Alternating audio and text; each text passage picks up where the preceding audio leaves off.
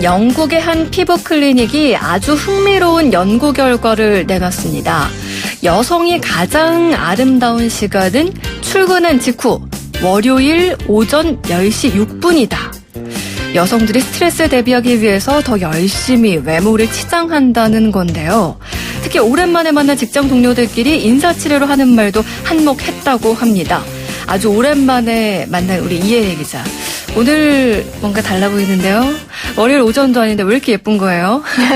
과학을 푸는 뉴스 이번 주는 YTN사이언스 이혜리 기자와 함께합니다. 안녕하세요. 안녕하세요. 아 정말 오랜만이에요, 그렇죠? 네, 휴가 다녀오고 나서 네. 3주 만인가요? 2주 만인가요? 진짜. 그렇죠. 네. 어떻게 잘 다녀오셨어요? 네, 정말 좀 쉬니까 확실히 좀 기분 전환도 되고 네. 좋긴 좋더라고요. 아니 저도 이제 휴가 가기 전에는 몰랐는데 다녀오니까 청취자분들께서 휴가 다녀온 후로 뭔가 더 상큼해지고 생기발랄해진 것 같다. 뭐 이런 문자를 많이 보내주시더라고요. 네. 오늘 휴가 다녀온 두 사람이 또 함께하니까 더 뭔가 생기가 넘치지 않을까 이런 네. 생각이 듭니다. 앞서서 이제 이혜리 기자 스튜디오에 등장하자마자 유튜브 네. 보이는 라디오로 데이비드 리님께서 인형들 옆에 사람 인형이 오셨네요. 이렇게 보내주셨는데 이혜리 기자는 오자마자 또 인형을 물어봤어요. 시선 강탈이어서 도대체 여기가 지금 어딘가 바닷속 같은 느낌이 나는 거예요. 그렇죠. 뭔가 좀 시원한 느낌 맞아요. 들죠. 네. 오픈 스튜디오 때 또 청취자분이 시원한 느낌 주려고 또 가지고 오셨는데 네. 제가 계속해서 또 쓰고 있습니다. 아니, 이 친구들이 좀 이제 편안해 보이는 것 같아요. 처음엔 적응 못하는 것 같았는데 자리를 잡았네요. 네. 시원하게 또 한번 시작을 해볼 텐데 오늘은 과학을 품은 뉴스 어떤 내용 한번 볼까요? 네. 사실 뭐 대세라고 말하기가 좀 그렇긴 하지만 많이들 요즘 피우고 계시죠. 전자담배에 관한 이야기 좀 해보겠습니다. 사실 이번 휴가 때 에피소드가 하나 있었어요. 네. 제 남편이 전자담배 애연가예요. 어머. 그래서 평소에 이제 즐겨 피던 그 전자담배를 휴가지에도 가져갔는데 이 전자담배가 하필 휴가지에서 고장이 난 거예요. 그래서 사실 저는 잘 됐다. 이참에 한번 끊어보자 했지만 금단 현상이 막 나타나고 뭐 집중을 못하고 어딜 가서 무슨 경치를 봐도 불안해하고 그러더라고요. 눈에 안 들어오는군요. 그랬어요. 그래서 네. 우여곡절 끝에 어쩔 수 없이 같은 그 전자담배 제품을 현지에서 사서 그걸 피웠는데 참 씁쓸하더라고요. 평소에도 이 전자담배에 관해서 남편하고 종종 제가 뭐 투닥투닥 하면서 잔소리를 많이 하거든요. 그렇죠. 아내 입장에서는 또 건강 걱정도 되니까. 그렇죠. 제가 항상 이제 끊어라라고 이야기를 하면 남편은 전자담배는 그래도 일반 담배보다는 덜 해롭기 때문에 괜찮다 이런 식으로 주장을 하고 있는데 그런데 저는 이제 뭐 그래도 이게 담배인데 어떻게 뭐 좋을 수가 있겠냐라고 얘기를 해요. 아마 네. 많은 분들이 이제 이런 논쟁을 벌이실 것 같아서 네. 전자담배 정말 괜찮을까? 제가 이 부분에 대해서 오늘 좀 따져보도록 하겠습니다. 따져본다고 하니까 왠지 네. 좀 무섭기도 하고 약간 날카로울 것 같은 느낌도 드는데 네. 사실 저는 비흡연자이기도 하고 담배를 워낙 안 좋아하긴 해요. 네. 그래서 전자담배 피우는 분들도 건강 생각해서 좀 끊었으면 좋겠다라고 저도 늘 이제 오지랖 넓게 얘기하는 스타일이긴 한데 네. 최근에는 이 전자담배 중에서 뭐 작고 뭔가 청소년들이 써도 우리가 모를 수 있는 네, 맞아요. 그 미국 담배가 들어왔다 뭐 네. 이런 기사 있었거든요. 맞습니다. 줄이라고 하는 액상 전자담배인데요. 모양도 정말 무슨 USB 같이 생겼어요. 향도 뭐 과일향, 민트향 이렇게 있고 미국 젊은이들 사이에서 이 줄이 굉장히 인기를 끌어서 저도 휴가지에서 봤는데 뭐 홍보를 대대적으로 하는 상점들도 있더라고요. 우리가 소위 인싸템이라고 요즘 말을 많이 하죠. 네. 그러니까 주류들이 즐겨 사용하는 그런 물건으로 좀 인식된 게 아닌가 우려가 됐었는데 신조어까지 뭐 줄링, 줄을 피운다 이런 신조어까지 등장할 정도로 굉장히 좀 인기를 끌고 있는 상황인데 네. 지난해 그 전자담배를 피우는 청소년의 미국 내에서 숫자가 좀 증가를 해서요. 전체 미국 내 청소년 360만 명이 전자담배를 피우는 것으로 집계가 됐고요. 네. 심각성을 인지한 미국 정부가 이 가향 전자담배를 청소년에게 판매하는 것을 금지하겠다 이렇게 밝히기도 했습니다. 말씀하셨던 대로 줄이 현재 국내에도 상륙한 상태입니다. 네. 아니 저도 편의점 같은데 지나가면서 줄 팝니다. 뭐 이렇게 써붙여 놓은 것들 보긴 했는데 청소년들이 너무 쉽게 이런 전자담배에 접근할 수 있게 되는 게 아닌가 뭐 이런 생각도 좀 들어요. 네. 일단은 전자담배 업체들은 냄새가 덜 난다. 이제 거기다가 아까 이제 남편분이 주장하셨던 것처럼 유해성이 일반 담배보다는 적다. 뭐 이런 홍보를 하고 있거든요. 그게 정말 사실인가요? 우선은 이게 지금 나온 지가 얼마 안 된 제품들이라서 사실 이거에 대한 그 유해성 연구가 지속적으로 되고 있는데요. 제가 우선 주를 언급을 했지만 국내에서는 아마 아이코스를 더 많이 보셨을 거예요. 그렇죠. 아이코스를 기준으로 좀 말씀을 드리자면 아이코스 제조사인 필립 모리스 측은 공인받은 방식의 자체 조사 결과 폐암 유발 가능성이나 뭐 폐 속에서 염증을 일으킬 위험 이런 것들이 일반 담배보다 적다라고 설명을 했습니다.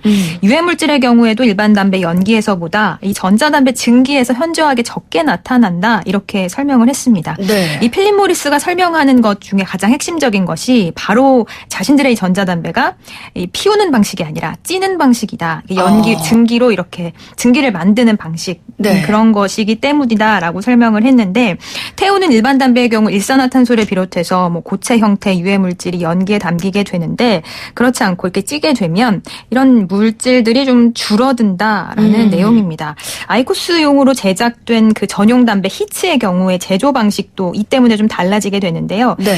마찬가지로 히츠에도 담배잎이 들어갑니다. 그런데 성분 자체는 차이가 없지만 말씀드렸듯이 이거를 증기를 이렇게 찌기 위해서 담뱃잎을 얇게 펴서 말아나온 형태로 제조한다라고 설명을 했습니다. 설명을 쭉 들어보니까 이들이 강조하는 이 덜 해롭다라는 점의 핵심은 바로 일반 담배와 달리 피우는 것이 아니라 찌는 형식이다라는 것에 좀 초점이 맞춰져 있다라는 것을 알 수가 있었습니다. 네. 근데 요거는 어쨌든 담배사의 입장인 거고 연구 결과인 거잖아요. 네. 근데 제가 알기로는 식약처 조사에서는 일반 담배보다 아이코스에서 타르가 더 많이 검출됐다. 뭐 이런 발표도 있었던 걸로 기억하거든요. 네. 뭔가 좀 조사 결과가 다르네요, 아까. 네, 맞습니다. 식약처에서는 타르가 더 많이 검출됐다 말씀하신 대로 그렇게 발표를 했는데요. 필립 모리스 측은 이 타르의 개념이 다르다라고 반박을 했습니다. 필립 모리스 주장에 따르면 타르가 일종의 유해 물질로 오인이 되고 있는데 그런 게 아니라 타르라는 것은 담배 연기 성분에서 물과 니코틴을 제외한 모든 성분이고 이 안에 정작 정말 유해한 물질이 어느 정도 있는지는 정밀 조사를 벌여야 된다라는 겁니다. 이 부분에 대해서 여전히 이제 식약처와 필립 모리스가 다른 입장을 내놓고 있는 건데요. 말씀하셨듯이 지금까지의 이 설명은 필립 모리스에서 자체 조사 결과를 내놓은 것이고요. 일부 그 전자담배에 대한 또 다른 결과에서는 유해 물질이 일반 담배보다 전자담배에서 더 많이 검출됐다라는 내용도 있습니다. 말씀드렸듯이 지금 이 전자담배가 나온 지가 얼마 안 됐기 때문에 여기저기 지금 자체 조사 결과도 있고 뭐 공식 조사도 있지만 결과가 이렇게 일괄되게 나온다기보다는 좀 다양하게 나오고 있는 상태고요. 네. 정말 유해한지의 여부에 대해서도 조금 더 깊은 자세한 그리고 더 많은 수에 대한 조사가 좀 필요할 것으로 보입니다. 지금 이경창님께서 우리 아들도 전자담배 피우는데 이 방송 들었으면 좋겠네요. 라고 얘기를 해주셨고 그다음에 마담 창님께서는 아이코스와 전자담배, 그러니까 액상 형태로 된 건 좀 닿나요? 라고 이제 보내주셨는데, 지금 저희가 얘기하는 거는 아이코스 관련형 전자담배를 이야기하고 있습니다. 사실 지금 뭐 식약처의 입장이나 아니면 담배 제조사들의 입장을 전해드렸기 때문에, 뭐가 맞다라고 지금 저희가 전해드린 건 사실 아니에요. 그렇죠? 네, 그렇죠. 그래도 지금 제조사 쪽에서는 일반 담배보다는 관련형 전자담배가 좀 덜 해롭다 이런 걸 주장하고 있는 건 거죠? 네, 맞습니다. 이 아이코스를 제조하는 필립 모리스도 전자담배가 전혀 유해하지 않다는 건 아니다라고 말을 합니다. 그렇지만 일반 담배보다는 덜 유해하니까 금연을 못하겠다면 전자담배로 대체하라 뭐 이런 입장입니다. 그런데 이제 여기서 도덕성 문제가 불거지게 되는데요. 그래도 유해하니까 궁극적으로는 금연을 해야 맞는 건데 덜 해로운 게 과연 무슨 의미가 있냐. 오히려 뭐 금연에 대한 의지를 꺾는 것 아니냐. 이런 의견이 제시될 수 있는 거죠. 마치 그러네요. 제가 남편에게 잔소리를 하는 것과 같은 내용인데 네. 저도 이제 이 내용을 쭉 취재를 하면서 사실 이 부분에서 가장 큰 문제는 줄 앞선 사례와 같이 네. 이 청소년의 흡연 문제 그리고 이 청소년들에 대한 흡연의 진입 장벽을 낮추는 그런 문제가 아닐까 싶더라고요. 가장 큰 문제가 이제 그 부분으로 좀 더 초점이 맞춰지게 되는데 네. 실제로 뭐 학생들 사이에서는 워낙 이게 숨기기가 좋아서 네. 조금 더 쉽게 이렇게 접하게 되는 사례도 좀 많다라고 하거든요. 그래서 이 부분에 대해서는 정말 온 사회가 좀 더 심각하게 좀 고민을 해봐야 할 것 같습니다. 아니, 그러니까 아까 줄 같은 경우에는 인싸템으로 여겨진다, 뭐 이런 얘기도 해주셨잖아요. 네. 또 우리 학생들 같은 경우는 뭔가 유행한다, 요걸 갖고 있어야지 뭔가 트렌드를 따르는 것 같다, 이런 생각이 들면 호기심에 또 너도 나도 해볼 수 있는데 그렇죠. 학생들이 또 이렇게 흡연은 정말 안 되니까. 맞아요. 그런 생각 안 했으면 좋겠다, 이런 생각도 듭니다. 네. 자, 그러면 이번에는 다른 소식도 좀 알아볼까요? 네, 이번에는 인공지능 의사에 관한 내용인데요. 네. 인공지능의 중요성, 그리고 발전 속도 이 부분에 대해서는 아마 많이들 알고 계실 것 같아요. 네. 얼마 전에 일본 소프트뱅크 손정의 회장이 방한을 했을 때도 첫째도 둘째도 셋째도 인공지능이라고 강조를 할 정도고요. 네. 최근 뭐 한일 무역 정쟁도 있고 우리나라 뭐 미래 먹거리 참 중요한 문제인데 그 중에서 인공지능 기술을 빼놓을 수가 없는데요. 네. 인공지능 분야에서 어떤 나라가 이 분야를 선점을 하느냐 이거에 따라서 앞으로의 어떤 세계 경제의 패권을 쥘 주인공도 달라질 수 있다라는 뭐 그런 전망도 나오고 있고 그거에 대해서는 사실 큰 이견이 없는 것 같아요. 네. 그러니까 보통 뭐 인공지능이라고 하면 사람 말 알아듣고 어떤 일을 처리하는 뭐 예를 들면 인공지능 스피커 주변에 많이 갖고 계시잖아요. 네, 저희가 또 청취자분들 선물로도 많이 나눠드리기도 했었어요. 많이들 좋아하시고. 뭐 인공지능 하면 지금 AI로도 대표되는 네. 그런 이야기인데 네. 사실 생각해보면요. 우리 그 AI와 바둑 대결할 때 그렇죠. 얼마나 정말 전 세계를 충격에 빠뜨렸습니까? 그렇죠. 근데 지금 불과 얼마 지나지 않았는데 네. 이제 AI 스피커로 누구야 뭐 틀어줘 이런 거 하고 있잖아요. 네, 맞아요. 정말 속도가 빠른 것 같아요. 맞습니다. 이게 정말 그 당시만 해도 인공지능이 되게 좀 생소한 개념이었는데 이제는 주변에서 쉽게 찾아볼 수 있는 그런 기술이 됐잖아요. 네. 그래서 이제 뭐 그런 단순한 작업들 뿐만이 아니라 이 인공지능이 소위 뭐 전문 직군이라고 하는 의사, 변호사, 회계사 이런 직업들의 업무까지도 대체할 수 있다. 뭐 이런 전망도 많이 나오고 있는데 특히나 이 가운데 가장 좀 활발하게 이 인공지능 기술이 적용되는 분야가 의료 분야입니다. 국내 기술로 최근에 어떤 인공지능 의사가 개발이 됐고 임상에 들어갔다라는 소식이 전해지기도 했거든요. 그러면 이 인공지능 의사라는 게 뭐 정말 의사처럼 진료를 하고 처방을 내리고 뭐 이런 걸 얘기를 하는 건가요? 네, 맞습니다. 큰 개념에선 맞는데요. 네. 우선 이번에 개발된 기술을 좀 살펴보면 예를 들어서 치매를 진단하는 역할을 인공지능이 한다라고 좀 가정을 해볼게요. 네. 치매 환자들이 그 질병을 좀 더 정확하게 진단받기 위해서 문진도 하고 뭐 설문조사도 하고 하지만 만약에 의사의 판단에 따라 좀 더 정확한 검사가 필요하다라고 하면 MRI 촬영을 통해서 뇌의 모습을 들여다보게 되거든요. 네. 왜냐하면 이 치매 환자에게서는 뇌의 어떤 형태나 부피에서 좀 미세한 차이가 발생하기 때문이죠. 그러니까 이를 좀 자세하게 보기 위해서 MRI를 찍는데 네. 그런데 이 사진을 사람이 본다라고 하면 그 미세한 차이를 발견하기 어려울 수도 있어요. 이럴 때 이제 인공지능이 나서는 거죠.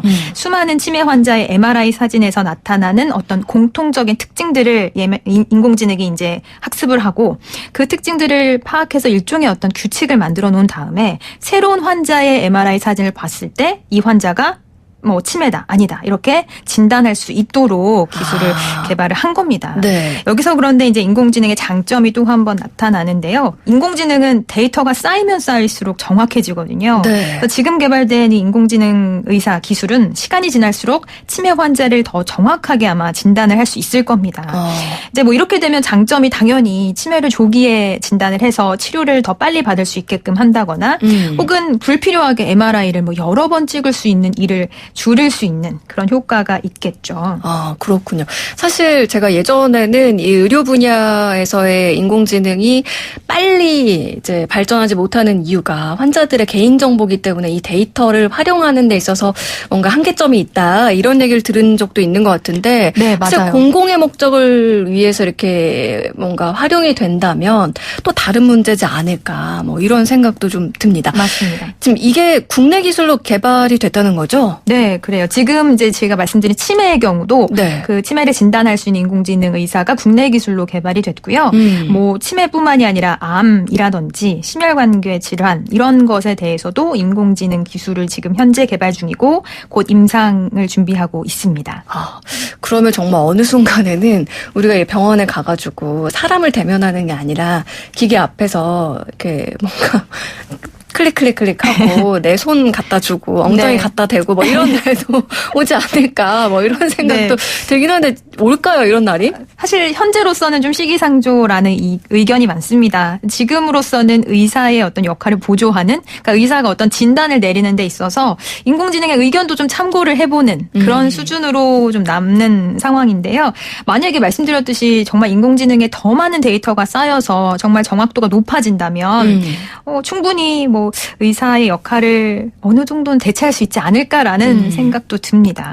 맞아요. 사실 진단을 내리는 것도 의사가 수많은 환자를 진료한 경험을 바탕으로 이제 판단을 하고 그래서 이럴 것이다라고 이제 환자들한테 알려주는 건 거잖아요. 네. 근데 그 의사가 갖고 있는 데이터를 인공지능이 저장하고 분석하고 해서 뭔가 결과적으로 내놓는다면 충분히 또 역할을 할 수 있지 않을까라는 생각도 드는데 네. 사실 저희가 또 아무리 기계가 발전을 해도 기술이 발전을 해도 사람이 할 수 있는 분야들도 설명할 수 없지만 뭔가가 있잖아요. 그렇죠. 그래서 좀 그런 게 꼭 있기를 약간 사람으로서 약간 그렇죠. 바라보기도 합니다. 사실 인공지능 기자도 있어요. 이미 기사를 쓰고 있는 그쵸. 인공지능도 인공지능 있거든요. 아나운서도 나왔는데요. 그러니까 이제 밥그릇을 잘 지켜야 될 텐데. 맞습니다. 네, 참 불안해요. 이런 어떤 변화의 이런 큰 갈림길에 갈림길을 두고 사람과 인공지능이 어떻게 타협하면서 네. 잘 좀 헤쳐나가야 될지 이런 부분도 좀 공통적인 합의도 필요할 것 같고요. 불안한 마음도 있는 건 사실이에요.